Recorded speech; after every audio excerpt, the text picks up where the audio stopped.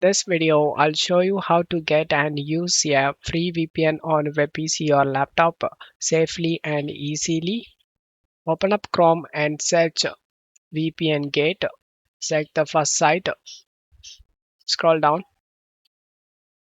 In the first, you can able to see lowest ping. Just copy this host name and then go to search menu and type VPN. Click on open the VPN settings. Select add VPN. In connection name, type any name you like.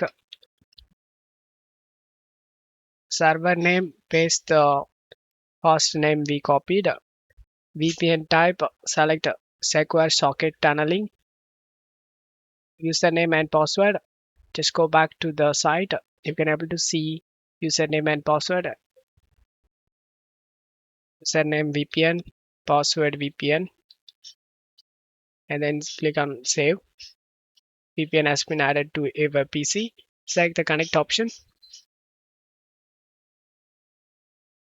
Once the VPN is connected, you can use it, guys.